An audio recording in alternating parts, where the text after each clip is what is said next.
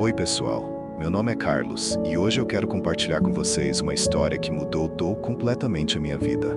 É uma daquelas histórias que começam com dor, mas acabam trazendo um aprendizado que você nunca imaginou que precisaria. Vou contar como minha esposa me deixou aos 45 anos e 10 anos depois quis voltar, mas eu já não quis mais. Tudo começou quando eu tinha 45 anos. Eu e a Ana estávamos casados há mais de 20 anos. Era um casamento estável, ou pelo menos eu achava que era. A gente tinha uma rotina tranquila, trabalho, casa, viagens ocasionais. Nada extraordinário, mas também nada ruim. Eu achava que esse era o modelo de um relacionamento feliz, mas eu estava prestes a descobrir que as coisas não eram bem assim. Um dia, do nada, Ana me chamou para conversar. No começo, pensei que era algo comum, talvez uma preocupação com as contas ou algum detalhe do trabalho dela, mas o que ela me disse mudou tudo. Carlos, eu preciso de mais. Eu sinto que não vivi o suficiente. Na hora eu não entendi. Como assim ela não viveu o suficiente? Nós tínhamos construído uma vida juntos. Mas ela explicou que sentia como se tivesse perdido a juventude ao casar cedo e que precisava de tempo para descobrir quem ela era sem mim. Disse que amava o que construímos, mas que algo dentro dela clamava por liberdade, por experiências que ela nunca teve. Foi um soco no estômago. Eu fiquei arrasado. Não briguei, não implorei para ela ficar, talvez porque estava tão atordoado que nem sabia o que dizer. Ana foi embora na semana seguinte. Levou poucas coisas. Disse que não queria levar mais do que o essencial, como se estivesse deixando espaço para um retorno que nem ela sabia se aconteceria. Mas, naquele momento, tudo que eu sentia era o vazio. Agora, olhando para trás, consigo perceber sinais que, na época, passaram despercebidos. Pouco antes de nossa relação acabar, Ana começou a se aproximar de mulheres mais jovens. Ela comentava sobre como eram cheias de energia e parecia admirar a forma como levavam a vida. Começou a sair mais vezes, quase sempre em encontros com essas novas amigas, e voltava cheia de histórias sobre elas. Falava das aventuras, dos sonhos e das vidas que essas amigas tinham, tudo em um tom de amizade e admiração. Na época, eu não liguei muito. Achava que era apenas algo que fazia parte da rotina dela.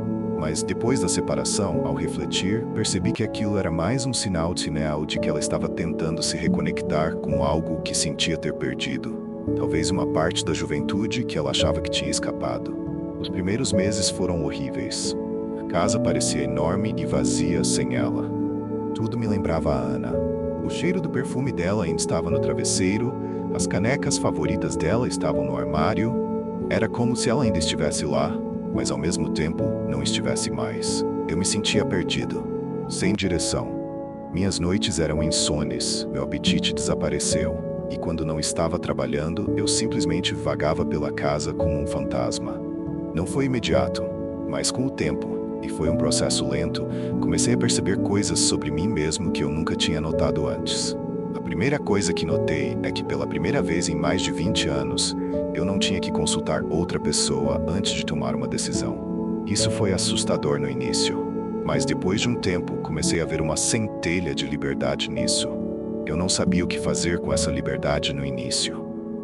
Por um tempo, fiquei apenas preenchendo meus dias com tarefas automáticas, trabalho, compras, limpar a casa. Mas um dia, sem muito planejamento, decidi usar parte do dinheiro que tinha guardado para comprar um carro antigo. Foi assim que acabei adquirindo uma Chevette velha, desgastada pelo tempo, praticamente sucata. Era um projeto ambicioso, mas eu precisava de algo para ocupar minha mente e, de certa forma, minhas mãos também. Consertar aquele carro se tornou meu hobby. Eu não sabia quase nada sobre mecânica, mas cada parafuso, cada reparo era uma lição. Pesquisei, li manuais, assisti vídeos e, eventualmente, passei a frequentar um ferro velho da região em busca de peças para restaurá-lo. Cada progresso, por menor que fosse, me trazia um sentimento de conquista que eu não sentia há anos. E o melhor de tudo, trabalhar no Chevette era quase terapêutico. Era como se, ao consertar aquele carro desgastado, eu também estivesse restaurando a mim mesmo. Foi nesse processo que percebi algo importante. Eu estava redescobrindo quem eu era.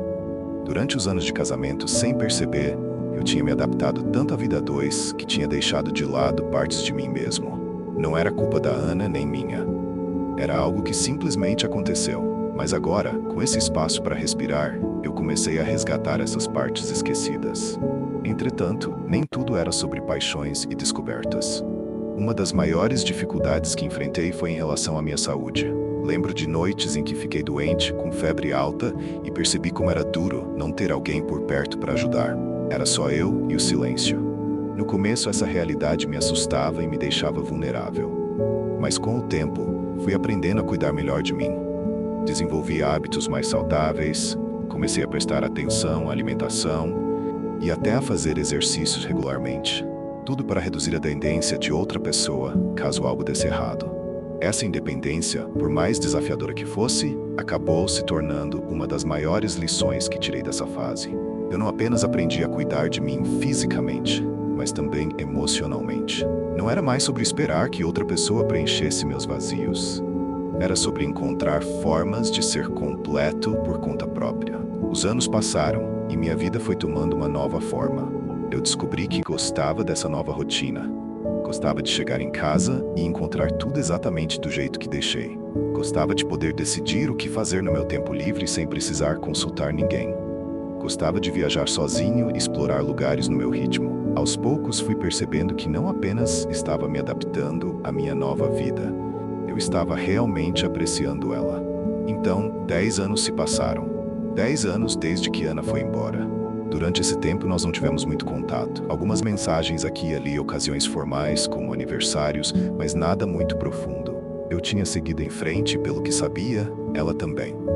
Até que um dia, Ana apareceu na minha porta. Ela estava diferente. Não era apenas a aparência, mas algo no jeito dela. Havia uma mistura de nervosismo e vulnerabilidade no olhar dela. E então ela disse: "Carlos, eu sinto sua falta." Essas palavras, ditas com tanta sinceridade, me pegaram de surpresa. Ana contou que tinha vivido tudo o que achava que precisava viver nesses 10 anos. Viajou, conheceu pessoas novas, teve experiências diferentes, mas percebeu que nada disso preenchia o vazio que ela sentia por ter me deixado para trás. Disse que entendia agora o valor do que tínhamos e que queria tentar de novo.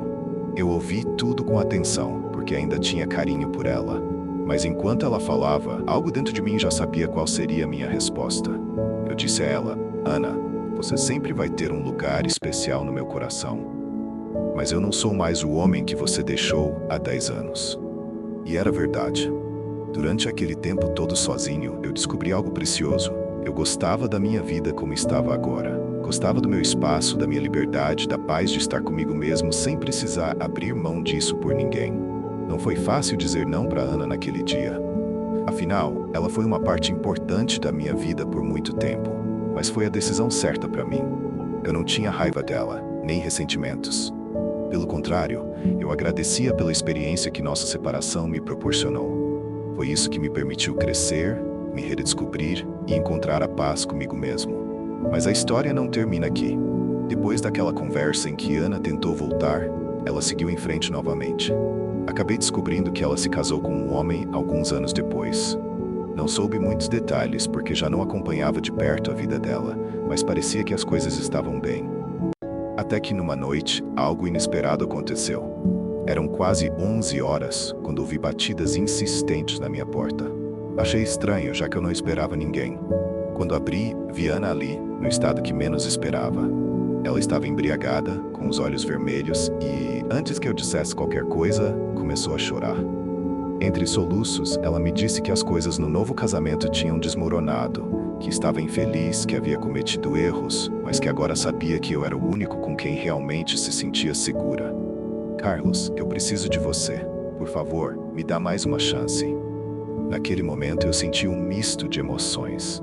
Ver a mulher que um dia eu amei profundamente naquele estado mexeu comigo. Parte de mim queria acolhê-la, queria ajudá-la a se reerguer, mas outra parte sabia que o que ela pedia não era algo que eu podia ou queria dar. Respirei fundo e disse com calma: "Ana, eu sinto muito que você esteja passando por isso, mas o que tivemos ficou no passado.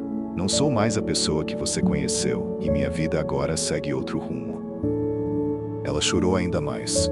Foi difícil. Difícil vê-la tão vulnerável e saber que não havia nada que eu pudesse fazer para aliviar a dor dela. Mas eu sabia que voltar atrás não seria justo, nem com ela, nem comigo mesmo. Depois que Ana foi embora naquela noite, fiquei sentado na sala por um bom tempo refletindo. A imagem dela naquele estado me perseguia. Por mais que eu soubesse que fiz a escolha certa, não pude deixar de me questionar. Será que eu deveria ter dado uma segunda chance? Será que depois de tudo, ainda existia espaço para a gente reconstruir algo? Essas perguntas ficaram na minha mente por dias, mas no final, voltei à mesma conclusão. Não era sobre mágoa ou orgulho. Era sobre saber quem eu era agora e o que precisava para continuar sendo fiel a mim mesmo. E mesmo que as memórias do que tivemos fossem bonitas, elas pertenciam a um capítulo que já havia sido encerrado. Hoje, sei que o amor que tivemos foi importante e que, de certa forma, moldou quem me tornei. Mas às vezes o maior ato de amor que podemos oferecer a alguém e a nós mesmos é saber quando deixar ir. E foi isso que fiz. Ana ainda me liga, mas me diga o que você pensa. Estou certo ou errado em não dar a ela uma segunda chance? O que você faria?